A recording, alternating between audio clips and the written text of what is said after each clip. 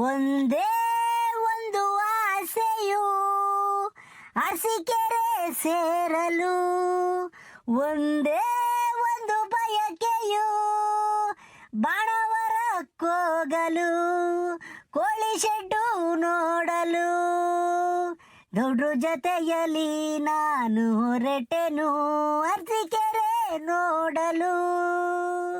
ಲೇ ಲೇ ಸೀನಾ, ನಿನ್ ಕೈ ಮುಗಿತೀನಿ ಕಂಡ್ಲ, ಮುಂದ್ ನೋಡ್ಕೊಂಡು ನೆಟ್ಕೊಡ್ಸಲ್ಲ ಕಾರ್ನ ಯಾರಿಗಾರ ತಗೊಂಡೋಗಿ ಗುದ್ಗಿದ್ಯೋ. ಗೌಡ್ರೆ, ನೀವು ತಲೆ ಕೆಡಿಸ್ಕೊಂಬಕ್ ಹೋಗ್ಬೇಡ್ರಿ. I am the perfect driver. ಯೋನು ತಿರುಪತಿ ಬೆಟ್ಟನ ಒಂದೇ ಕೈಯಾಗ ಹೊತ್ತಿಸ್ಬಿಡ್ತೀನಿ ಗಾಡಿಗೆ, ಕಾರ್ನ. ಗೊತ್ತಾ ನಿಮಗೆ? ಏನ್ ತಿಳ್ಕೊಂಡಿದ್ದೀರಾ ಗೌಡ್ರೆ? ನೀವು ಮಾತ್ರ ನೆಮ್ಮದಿ ನಿಜ ಮಾಡ್ರಿ, ನಾನು ಕಾರ್ ಓಡಿಸ್ಕೊಂಡು ಹೋಗ್ತೀನಿ. ಅರಸೀಕೆರೆ ಬಂದ ಎಬ್ಬರಿಸ್ತೀನಿ ಹೇಳ್ರಿ. ಲೇ ಲೇ ಪುಣ್ಯಾತ್ಮ ಸೀನಪ್ಪ, ನೀನು ಕಾರ್ ಓಡಿಸುವಾಗ ಯಾರ್ಗಾನ ಇದು ಬತ್ತೈತೇನಲ್ಲ, ಯಾರ್ಗಾನ ಬಂದ್ರು ಬತ್ತೈತೇನೋ, ನನಗೆ ಮಾತ್ರ ಬರಲ್ಲ ಕಣಲಿ. ಏನ್ ಆಕ್ಸಿಲೇಟರ್ ಐತೆ ಅಂತ ಸುಮ್ಮ ತುಳಿಚಲ್ಲ, ನಿಧಾನಕ್ಕೆ ನಡಿಯಲ್ಲ. ಅಯ್ಯೋ, ನಿನ್ನ ಬೈವಾದಂಗ ಹಾಕೈತಲ್ಲೋ. ಸುಮ್ಮ ಕುಗಳ್ಳಿ ಗೌಡ್ರಿ ಆಯ್ತು. ಇದ್ಯಾವುದೋ ಡಕೋಟಾ ಎಕ್ಸ್ಪ್ರೆಸ್ ಕೇಳಿದಿರ ನೀವು ಕಾರ್ನ. ಇವಾಗ ಹೊಸ ಹೊಸ ಕಾರ್ ಬಂದೇವು, ತಗೊಳ್ರಿ. ನೆಕ್ಸಾನ್ ಬಂದೈತೆ, XUV ಬಂದೈತೆ, ತಿರ್ಗಾ ಥಾರೋ ಬಂದೇವೆ. ದುಡ್ಡಿದ್ರೆ ಪಂಚು ಇವ್ಯಾವ್ಯಾವ ಬಂದೇವಪ್ಪ. ನೀವು ಇದು ಯಾವ್ದ ಇಕ್ಕೊಂಡಿದ್ರಿ ಇನ್ನೂ? ತಗೊಳ್ರಿ ಗೌಡ್ರಿ, ಹೊಸದೊಂದ. ನೀವು ಮೈಲ ಹೋದಂಗ ಕೈತಿದ್ದೀರ, ಓಡಿಸ್ತಿದ್ದೀರಿ. ಹೊಸ ತಗೊಳ್ರಿ ಒಂದ. ಮುಂದಿನ ಸಲ ಅಡಿಕೆ ಮಾರ್ತಿರಲ್ಲ, ಅವಾಗ ಒಂದು ಹೊಸ ತಗೊಳ್ರಿ. ಲೇ ಲೇ ಸೀನಾ, ಅದಂಗ ಗಾದಿ ಹೇಳ್ತಾರಲ್ಲ ಹಂಗ ಆತು ಕಂಡ್ಲ. ನನಗೆ ಹತ್ಕಲ್ಲ ಕಾರಿನ. ಏನೋ ಮಳೆ ಗಾಳಿ ಬಿಸಿಲಿಗೆ ಒಂದಿಟ ಒಳಗೆ ಕುಕೊಂಡು ತಣ್ಣಗೆ ಹೋಗೋಣ ಅಂತ ಸುಮಾರು ದಿಕ್ಕೇಳಿದ್ದೀನಿ. ನನಗೇನು ಕಾರ್ ತಾಮಕ್ಕೇನು ದುಡ್ಡಿಗೆ ಬರಿಲ್ಲ. ಯಾತ್ಕಲ್ಲ ನನಗೆ ಕಾರಿನ. ನಾನು ನಮ್ಮಳು ಎಲ್ಗನ ಸಿರಾಕು ಊರ್ಗೂ ಓಡಾಡಕ್ಕೆ, ಗೊಬ್ಬರ ಗಿಬ್ರ ಇಕ್ಕೆಂಬರಕ್ಕೆ, ಎಲ್ಗನ ಮದುವೆಗೆ ಪದವಿಗೆ ಹೋಗಕ್ಕೆ ಅಂತ ಸುಮಾರದಂದು ಇಂಥದ್ದು ಕೇಳಿದ್ದೀನಪ್ಪ. ಏನ್ ನಾನೇನು ಸೋಕಿ ಮಾಡ್ಬೇಕೇನಲ್ಲ, ನಾನೇನು ಹುಡುಗ್ರೆ ಅನ್ಲ ಕಾರ್ ಚೆನ್ನಾಗಿರೋದಿಕ್ಕೆಂಬಕ್ಕೆ. ನಡಿಯಲೇ ಸಾಕು. ಗೌಡ್ರೆ, ನಿಮ್ ತಗ ಮಾತಾಡಿ ಗೆಲ್ಲಕ್ಕಾಗಲ್ಲ ನನಗೆ. ಬಂತು ಬಂತು, ಅರಸೀಕೆರೆ ಬಂತು. ಗೌಡ್ರೆ, ನಿಮ್ ಕೋಳಿ ಶೆಡ್ ಇರೋ ಜಾಗ ಬಂತು, ನಿಲ್ಲಿಸ್ತೀನಿ, ಇಳ್ಕೊಂಬಿಡ್ರಿ. ನಿಲ್ಲಿಸ್ಲಾ. ಅಲ್ಲಿ ಮುಂದ್ಕೋಕೆ ವಂಗೆ ಗಿಡದಡಕ್ಕೆ ನೆಳಕ್ ನಿಲ್ಲಿಸ್ಲಾ. ವಾ ಗೌಡ್ರೆ, ನೋಡ್ರಿ ಗೌಡ್ರೆ, ಈ ಅಪ್ಪ ಯೋಸನ್ ಸಾಕ್ಯವನೆ ಕೋಳಿ. ನಾವು ಏನ್ ಗೌಡ್ರೆ, ಲಾಭ ಐತಲ್ವೇ ಕೋಳಿ ಸಾಕಾದ್ರಾಗೆ?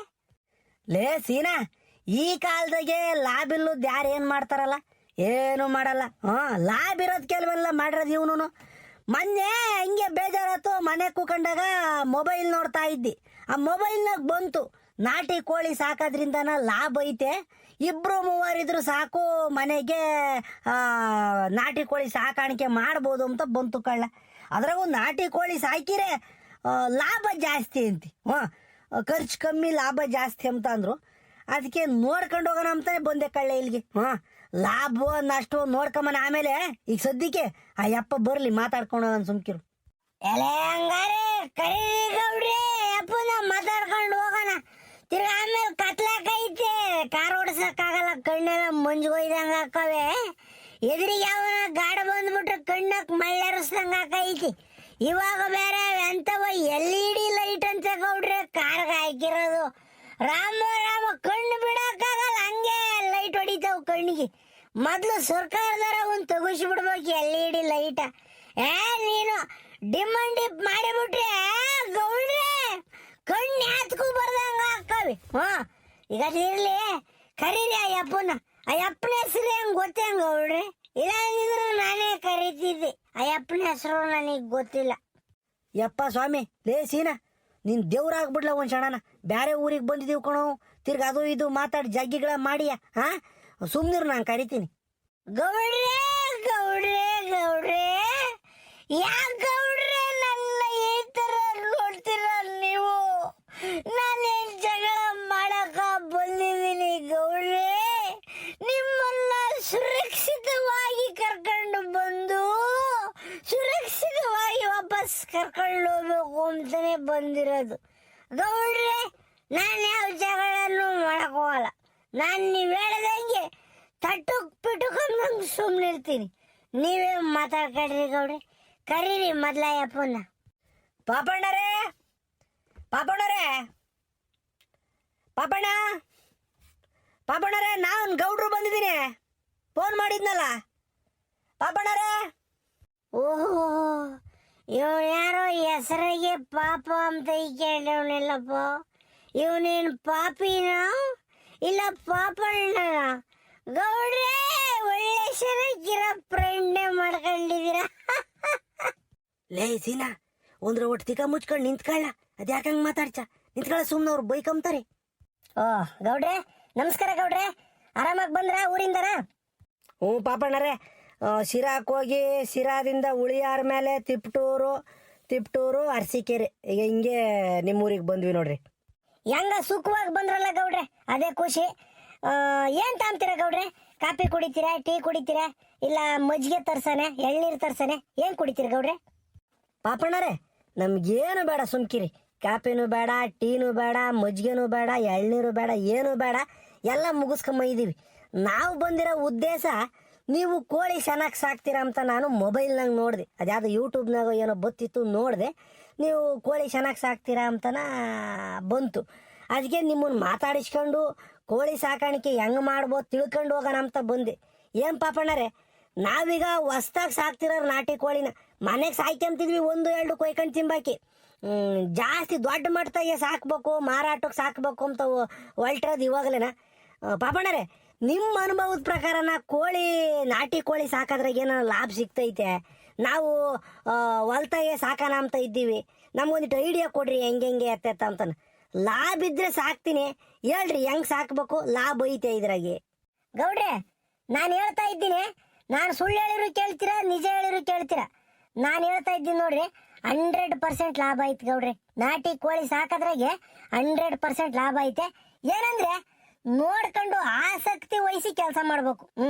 ಇವತ್ತು ನಾವು ಬಂಡವಾಳ ಹಾಕ್ತೀವಿ, ನಾಳಿಕೆ ನಮಗೆ ಲಾಭ ಸಿಗ್ತೈತೆ ಅಂದ್ರೆ ದೇವರಾಣೆಗೂ ಸಿಗಲ್ಲ. ಕಾಯ್ಬೇಕು, ತಾಳ್ಮೆ ಇರ್ಬೇಕು.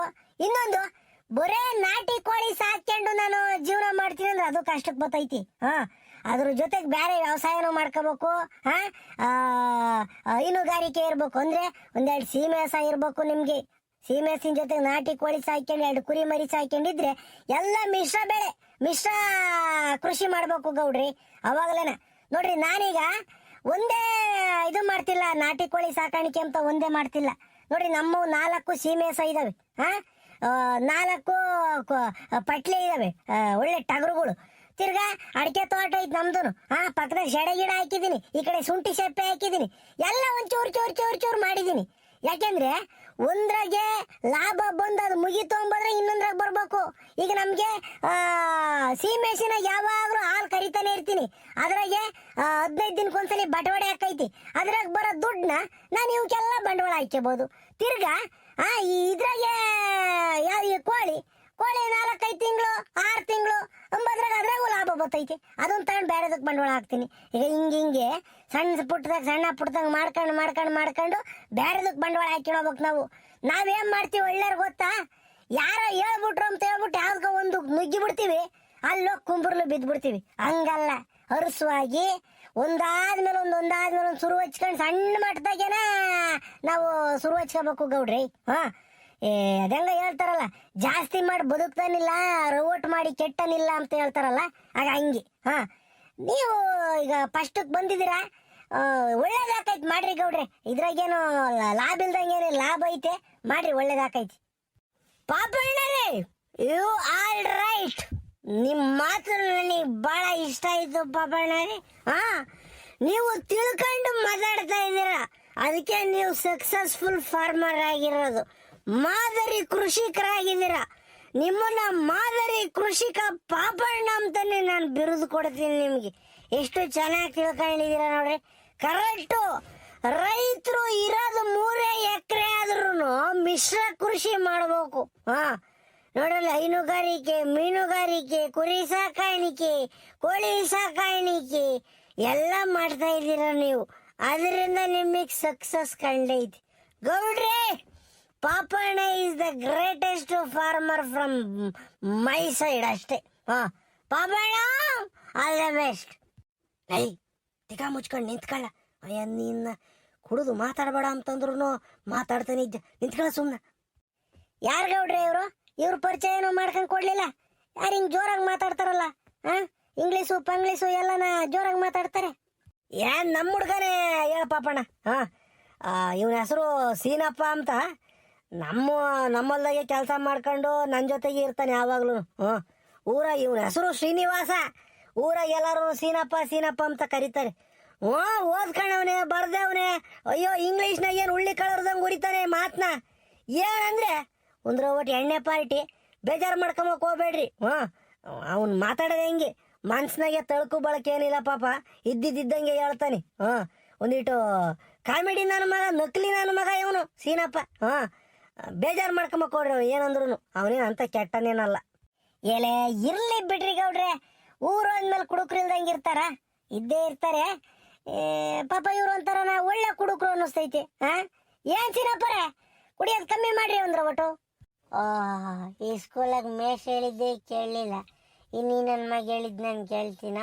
ಪಾಪಣ್ಣ ಆಯ್ತು ಪಾಪಣ್ಣ, ಇನ್ಮೇಲೆ ಎಣ್ಣೆ ಕುಡಿಯೋದು ಬಿಟ್ಟು ಬಿಡ್ತೀನಿ. 100% ಎಣ್ಣೆ ಕುಡಿಯೋದು ಬಿಡ್ತೀನಿ ಅಂತ ಅನ್ಕೊಂಡ್ರ? ಏ ಪಾಪಣ್ಣ, ನಮ್ಮ ಅತ್ತ ಎಣ್ಣೆಗೂ ಹೇಳ್ತೀನಿ, ಜೀವ ಬೇಕಾದರೂ ಬಿಟ್ಟೇನು, ಪ್ರಾಣನಾದರೂ ಕೊಟ್ಟೇನು, ಆದರೆ ಎಣ್ಣೆ ಕುಡಿಯುವುದನ್ನು ಮಾತ್ರ ನಿಲ್ಲಿಸುವುದಿಲ್ಲ ಎಂದು ಶಬ್ದ ಮಾಡಿಬಿಟ್ಟಿದ್ದೀನಿ ಪಾಪಣ್ಣ. ಐ ಡೋಂಟ್ ಲೈಕ್ಸ್ ಎಣ್ಣೆ, ಬಟ್ ಎಣ್ಣೆ likes me. What time do? ನಾನೇನು ಮಾಡೋಣ ಪಾಪಣ್ಣ ಅಲ್ವಾ? ನೀನು ಬೇಜಾರು ಮಾಡ್ಕೋಬೇಡ. ನಟಿಕೊಳ್ಳಿ ಸಾಕೋದ್ರ ಬಗ್ಗೆ ನಮ್ಮ ಗೌಡ್ರಿಗೆ ಹೇಳು ಸಾಕು. ಪಾಪಣ್ಣರೇ ಸುಮ್ಮನಿರಿ ನೀವು. ಅವನು ಮಾತಾಡ್ಸಕ್ಕೆ ಹೋಗ್ಬೇಡಿ. ಅವನು ಮಾತಾಡ್ಸಂಗೆ ಹೋಗ್ಬಿಟ್ರೆ ಇನ್ನು ರೇಗ್ತಿರ್ತಾನೆ. ಮಾತಾಡಿಸ್ದಂಗೆ ಏನೇನೋ ಹೇಳ್ತಿರ್ತಾನೆ.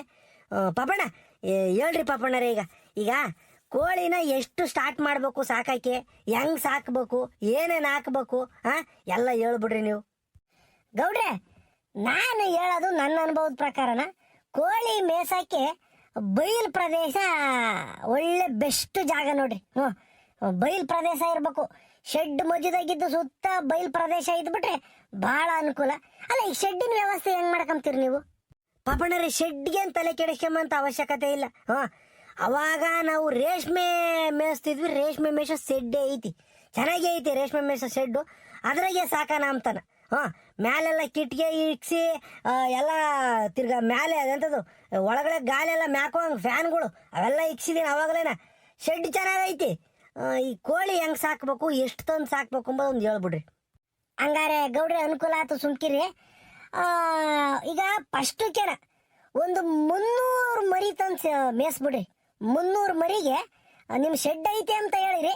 ಶೆಡ್ ಇಲ್ಲ ಅಂದಿದ್ರು ಒಂದು 40-50 ಒಂದು 40 ಅಡಿ 50 ಅಡಿ ಒಂದು ಡೈಮೆನ್ಷನ್ ಇಂದ ಒಂದು ಶೆಡ್ ಇದ್ದು ಬಿಟ್ಟಿದ್ರೆ ಸಾಕಾಗಿತ್ತು.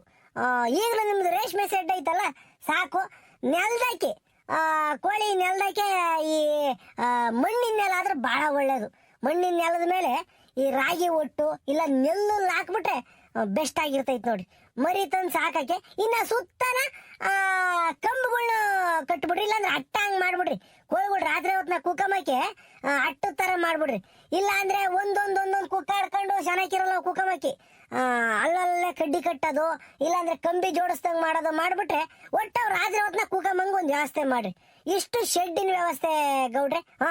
ಏನೊಂದ 40 ಅಂದ್ರೆ 40 ಅಡಿ 40 ಅಡಿ ಇಲ್ಲ 30 ಅಡಿ 40 ಅಡಿ ಅಗಲ ಆಗ್ಬಿಟ್ರೆ 30-40 ಅಥವಾ ಇಲ್ಲ 40-40 ಆಗ್ಬಿಟ್ರೆ ಒಂದು 250-300 ಮರಿನ ಆರಾಮಾಗಿ ಮೇಯಿಸ್ಬೋದು. ಪಾಪಣ್ಣ ಆಯ್ತು. ಈಗ ಕೋಳಿ ಮರುಗಳು ತಂದ್ರೆ ಎಲ್ಲಿಂದ ತರಬೇಕು? ಗೌಡ್ರೆ ತಲೆ ಕೆಡಿಸ್ಕೊಂಬಕ್ ಹೋಗ್ಬೇಡ್ರಿ. ಈ ಮೊಬೈಲ್ನಾಗೆ ಫೋನ್ ನಂಬರ್ಗಳನ್ನ ಹಾಕಿರ್ತಾರೆ. ನಾವೇ ಹೋಗ್ಬಿಟ್ಟು ನೇರವಾಗಿ ಕೋಳಿ ಮರುಗಳನ್ನ ತೊಂದ್ರೆ ಆತಲ್ಲಿ. ಬೇಕಾರೆ ನಮ್ಮ ಜೊತೆಗಾರ ಫ್ರೆಂಡ್ ಒಬ್ಬನು ಸಾಕ್ತಾ ಇದೆ ನಿಂಗೆ ನಾಟಿ ಕೋಳಿನ, ಪ್ಯೂರ್ ನಾಟಿ ಕೋಳಿ ಗೌಡ್ರೆ. ಇನ್ನೊಂದು ಈ ಮಿಕ್ಸ್ ಇರ್ತವೆ ಪಾರಮ್ಮೋ ಈ ಗಿರಾಜ ಅಂಬ ಎಲ್ಲ ಮಿಕ್ಸ್ ಇರ್ತಾವ, ಗೊತ್ತಾಗಲ್ಲ ನಾಟಿ ಕೋಳಿ ಯಾವ್ದು ಪ್ಯೂರ್ ನಾಟಿ ಯಾವ್ದು ಅಂತಾನ. ಅದಕ್ಕೆ ನೋಡ್ಕೊಂಡು ನಾವು ಕೊಕ್ಕು ತೂಕ ರೆಕ್ಕೆ ಎಲ್ಲ ನೋಡ್ಕೊಂಡು ಮರುಗಳು ತರಬೇಕು. ನಾಟಿ ಕೋಳಿ ಮರುಗಳು ತಂದ್ಬಿಟ್ರೆ ಅದ್ರ ಮೋಸ ಹೋಗ್ಬಿಡ್ತೀವಿ ಒಂದ್ಸಲಿನ ಗೌಡ್ರೆ. ಯಾಕೆಂದ್ರೆ ಮರಿ ಗೊತ್ತಾಗಲ್ಲ, ಅದಕ್ಕೆ ನಾನೇ ಬತ್ತೀನಿ. ನನ್ನ ಫ್ರೆಂಡ್ ಪ್ಯೂರ್ ನಾಟಿ ಕೋಳಿ ಸಾಕ್ತಾ ಇದ್ದಾನೆ. ಏನಿಲ್ಲ, ಒಂದು 35-40 ರೂಪಾಯಿ ಕೊಟ್ಟರೆ ಒಂದು ಮರಿ ಕೊಡ್ತಾನೆ. ಒಂದು 300 ಮರಿಗೆ ಟ್ರಾನ್ಸ್ಪೋರ್ಟು ಅದು ಇದು ನಿಮ್ಮೂರಿಗೂ ಹಾಕಿ ಏನಿಲ್ಲ ಅಂದ್ರೆ ಒಂದು 15,000-20,000 20,000 ನೀನು ಬೇಕಾಗಲ್ಲ, ಒಂದು 15,000 ರೂಪಾಯಿಗೆ ಅವನು ಮರಿನ ತಂದ್ಕೊಂಡು ಕೊಡ್ತಾನೆ ಅವನೇನು. ಮರಿದು ಇಷ್ಟ ಆಯ್ತು ಗೌಡ್ರೆ.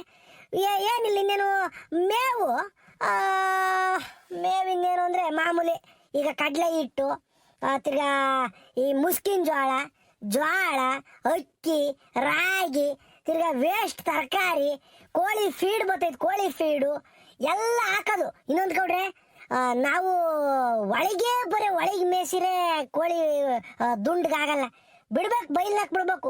ಆ ಬೈಲ್ನಾಕ್ ಬಿಟ್ರೆ ಈ ನಾಯಿ ನರಿದು ಮುಂಗ್ಸಿದು ಕಾಟ. ಅದಕ್ಕೆ ಏನ್ ಮಾಡ್ಬೇಕು ಹೇಳ್ರಿ, ತೋಟ ಗೀಟ ಇದ್ದು ನಿಮ್ದು, ಇಲ್ಲಾಂದ್ರೆ ಸುತ್ತ ನಿಮ್ದೇನೋ ಜಮೀನ್ ಇದ್ದು ಬಿಟ್ರೆ ಈ ಇದು ಬರ್ತೈತೆ ಹಸುರದೊಂದು ಟಾರ್ಪಲ್ ತರ ಬೈದ್ ಗೊತ್ತೆ, ಈ ನೋಡಿದಿರ ಬೇಲಿ, ತಂತಿ ಬೇಲಿ ಅಂತ ಹಾಕಿಸ್ಬಿಡ್ರಿ. ಇಲ್ಲಾಂದ್ರೆ ಸುತ್ತನ ಯಾತನ ಮುಳ್ತಂತಿ ಅಂತ ಹಾಕಿಸ್ಬಿಟ್ರೆ ನಾಯಿ ನರಿ ಬರ್ದಂಗೆ ಒಳಕ್ಕೆ ಫೆನ್ಸಿಂಗ್ ಹಾಕಿಸ್ಬಿಡ್ರಿ. ಆ ಫೆನ್ಸಿಂಗ್ ಹಾಕಿಸ್ಕೊಂಡ್ಬಿಟ್ರೆ ಆ ಒಳಗೆ ಬಿಟ್ಕೊಂಡ್ಬಿಟ್ಟು ಒಬ್ರ ಇಬ್ರ ನಿಂತ್ಕೊಂಡೆಲ್ಲ ನೋಡ್ತಾ ಇದ್ರೆ ಮೇಯ್ಕಂಬ್ತವೆ. ಈ ಹುಳ ಹಪ್ಪಡೆ ತಿಂಬೋದು, ತಿರ್ಗಾ ಗಾಣದ ಹುಳ, ಎರೆ ಹುಳ, ಕುಂಟು ಮಿಡತೆ, ತೂಗ ತೊಟ್ಲು ಇಂಥವನ್ನೆಲ್ಲ ಹಿಡ್ಕೊಂಡು ತಿಂತವೆ. ಆಮೇಲೆ 6 ಗಂಟೆಗೆ ಸೀದಾನ ಒಳಗೆ ಬಂದು ಕುಕ್ಕಂಬಂಗೆ ರೂಢಿ ಮಾಡಿಬಿಟ್ರೆ ಸೀದಾ ಬಂದು ಒಳಗೆ ಕುಕ್ಕಂಬ್ತವೆ.